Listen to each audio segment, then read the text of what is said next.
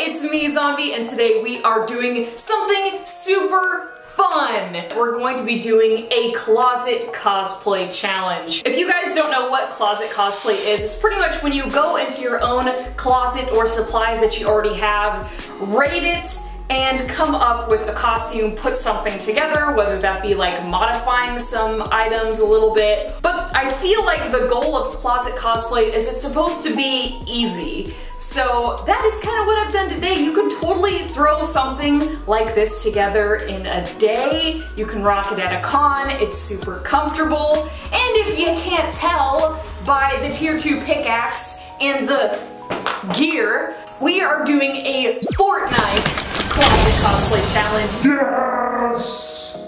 Fortnite!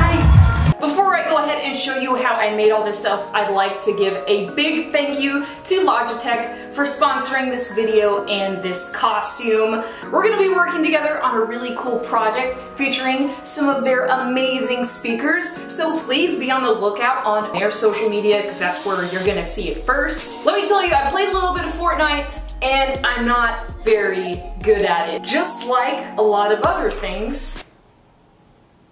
But today we're going to be making some cosplay. I'm going to show you exactly how I put everything together, how I made everything. So if you guys just like cosplay or Fortnite or both, then keep on watching. Let's get to it. Whoosh! I use this black t-shirt as a base for my Fortnite costume. I cut off the sleeves with some scissors and used some 220 grit sandpaper to add some wear and tear to the fabric. Here are some of my old favorite pants that unfortunately got paint all over them when I was working on another project. I decided I could give these a new life by using them for my cosplay. I gave them the same sandpaper treatment as I did with the t-shirt. Next up was making an asymmetrical chest piece. I drew a pattern onto paper, cut it out, and transferred it onto 2mm EVA foam. I cut out the shape with some scissors and used some weights to keep it in place on my table. I used a metallic marker and traced a lip around each edge of the pattern. Then I used an X-Acto blade and etched over the line I drew. Using a heat gun helped open up the extra creases, and it also helped seal the foam. After the foam was heated and sealed with the heat gun, I used Plasti Dip to prime this piece. For the harness, I cut 4 pieces of 1.5 inch elastic. The longer pieces were long enough so when they were attached, I had room to stick my arms through them comfortably. I sewed together the ends of the longer pieces into my arm loops. I attached the shorter pieces between 2 loops to make it a wearable harness. This costume has a bunch of cool little rivets. Luckily, I had a bunch of googly eyes left over from a previous build that I was able to use for this. To make them easier to paint, I used a little drop of hot glue on each one and attached them to this old Velcro box. Once they were all attached, I used some primer, let that dry, and used some black paint to cover them all for now. I also applied a coat of brown paint onto my chest piece. Once the paint was dry, I used some silver paint to start adding all the detail colors. I applied a coat of lighter brown paint on top of everything else. When that started to dry, I used a paper towel and dabbed away some of the excess paint. I repeated this process with lots of different browns, blacks, and tans until I got the desired worn look I was going for. I used a smaller brush and black acrylic paint to add in some more details in the creases. Next are all the little hand plates and gauntlet things. I cut 2 rectangles in 6mm foam and used a rotary tool to etch in some scratches. I repeated the process by cutting out some more smaller rectangles to use as details on my harness. I weathered them with the rotary tool and prepared them to be painted. Taking a second look at the chest piece, I decided it would look a lot cooler if I etched in some real scratches with my rotary tool. I had to be really gentle here because this is only 2mm foam, so it's really thin. I would have made this piece out of 6mm foam, but I was almost out of foam. Whoops! I touched up these details and set it aside to dry. Now I'm making a really simple knee piece. I cut out 3 longer rectangles, cut the sides to shape, and attached them using contact cement. I etched in some hammered metal and scratches into the knee using my trusty rotary tool. Now it's rivet time! Since I painted all my rivets silver, it's time to glue them onto the harness. Don't worry, I'll be adding some more paint onto this in a little bit. I'm just gonna set it aside for now so the glue can dry. Moving right along to my belt, I cut out some pieces in foam, rounded the edges with my rotary tool, and glued them together. I used 1.5 inch elastic and Velcro to attach the buckle and complete my belt. I had some work gloves that I sacrificed for this build by cutting off the ends of the fingers. I covered the white bits with Plasti Dip and let them dry. I cut a small PVC pipe that was a little over 3 feet long, and I used it as a guide to start sketching out the handle for my pickaxe. Here I'm deciding to sketch my pattern straight onto the foam. I'm using foam floor mats here that are approximately 1 inch thick. I cut out the shape and traced it again onto the same foam. Since this piece of foam isn't quite long enough to hide my PVC, I sketched the rest of my handle onto another piece of foam and then cut them out. I made a trench for my pipe to sit in, so when I sandwiched the foam together, the pipe would be resting inside comfortably. Having the PVC pipe inside is going to help this handle remain rigid once everything is put together. I cut the trench for the pipe by cutting a V shape into the foam with a utility knife and peeling the material out. I glued the rest of the foam handle bits onto each side with contact cement. Then I glued the pipe into the middle and contact cemented both sides of the foam sandwich together. After my handle was in one piece, I used a utility knife to start carving away at the foam to make it look more handle/stick-like. I made sure to keep looking at my reference pictures of the Tier 2 pickaxe and copied the general shape of the handle. I noticed it was smaller and more mangled at the bottom and larger at the top near the axe. Once it was in the shape I wanted, I smoothed down the handle with my rotary tool. I used the sanding drum to get rid of more material at first, and then used a sanding stone to smooth down the surface. Then I used a skinnier sanding stone attachment to etch in some wood grain lines.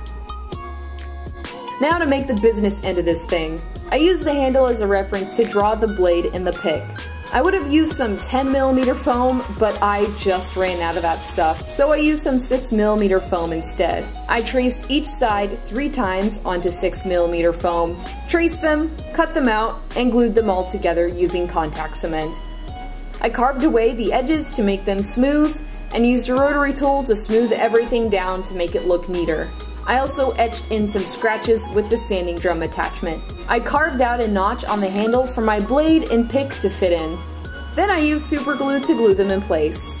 I painted the rest of my chrome pieces and painted the belt piece. I added lots of black and brown layers onto my metallic pieces. The more layers you do like this, the more weathered the thing is gonna look, and I just think it ends up looking really cool. I just kept repeating this process until I liked the results. In some places, I used a black marker and added pigment into some creases to make some of the details stand out more. And now that my gloves are dry, I can glue all the armor bits onto them. And the harness gets the same treatment. The pickaxe handle got a base coat of brown, and the blades got a base coat of gunmetal acrylic paint. I mixed up some yellow, brown, and white acrylic paint and used it as a second coat on the handle. Then I used layers of brown, black, and tan. I switched between adding a lot of paint and wiping some of it away, and dry brushing on some other layers. There's also a red and white wash that goes over some parts of the handle, so I just used my reference picture so I knew how to apply the paint. I brushed on a rusty brown wash all over the metal bits, and then wiped away a lot of the paint. I added some extra white details, a couple more layers of dry brushing, and it's time for the final touch. I cut a long strip of red fabric and wrapped it around the blade and handle of the pickaxe. I used a little bit of glue to keep everything in place. Then I weathered the fabric by brushing on some brown paint. And that's it! The pickaxe is all done. As a final touch for the cosplay, I cut some strips of white fabric to use as wraps. I weathered them using acrylic paint and water. While letting everything dry, I put on some makeup for the final look. I just did my usual makeup routine, but of course, you don't have to do this part. If you feel like doing any makeup-y part, you can just put on some brown powder as dirt. For my dirt, I'm just using my contour palette, but you can pretty much use any kind of darkish makeup. And here's the finished look.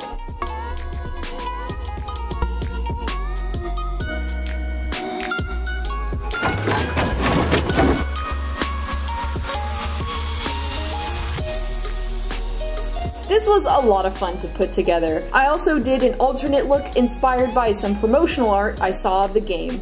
Which version do you guys like more? This week's featured makers include Megaloss on Twitter. She made this really cool Junkrat arm and she said that she used the tutorial to help her make the arm and it looks so cool. I love the construction and the paint job. Raccoon247 on Instagram showed me this amazing Metal Gear cosplay. She did it with her brother. Her brother is the End. She's Snake. She has the crocodile cap. I am in love. I love Metal Gear so much. You guys rocked this costume. Atomic Maniac showed me this really cool Carmine cosplay that he made from Gears of War. It looks awesome. He looks awesome in it. Looks like he's having fun. He told me about what a big challenge it was for him to build this, but as you can see, it ended up looking fantastic. I gotta tell you, it's so hard choosing the 3 that are gonna be going in videos every single week because all of them are so cool. Thank you guys so much for showing me what you make. It really does make my day. I respond to every single one of you. I love seeing what you guys are making. Y'all are just so creative and skilled and talented and I love you. And another huge thank you to Logitech Gaming for sponsoring the video and this costume. Also, if y'all would like to be featured as a featured maker of the week, I would love to see what you're working on. Please show me on your social media of choice your projects that you're working on. Even if it's not particularly cosplay related, I still want to see what you're making. Because seeing what you guys create really makes my day. Thank you guys so much for watching and I'll see you again next time. Bye!